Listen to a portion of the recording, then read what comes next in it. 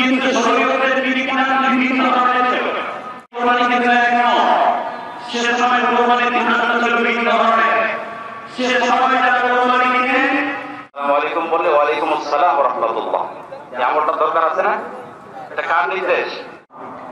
أعوذ بالله من الشيطان الرجيم بسم الله الرحمن الرحيم আমাদের কোরবানি করে দিতে হবে। দুই নাম্বার, আমরা কোরবানি করব এটা কবুল হবে। আমি প্রধান ইমাম, দ্বিতীয় ইমাম, আমাকে সালাম দেব, এই ধরনের টেন্ডেন্সি আমাদের সবাই না, অনেকেরই আছে। প্রথমে যে তিনটি তাকবীর আমরা দিব অতিরিক্ত, সেক্ষেত্রে প্রথম দুই তাকবীরে আমরা হাত ছেড়ে দেব। من خشي الرحمن بالغيب وجاء الرحيم مالك يوم الدين اهدنا الصراط المستقيم سمع الله لمن حمده الله أكبر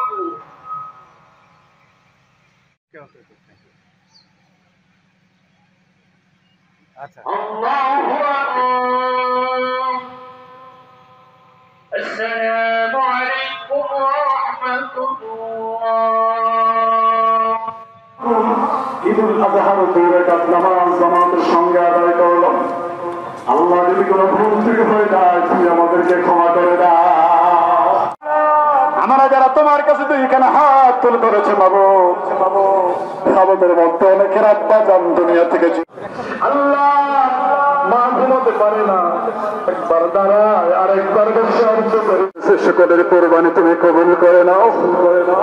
রব্বুল আলামিন যারা হাজে গেছেন সকলের কত যে গুনাহ করেছে আল্লাহ তুমি ছাড়া তুমি কেউ জানে না। রব্বুল আলামিন মুহাম্মদ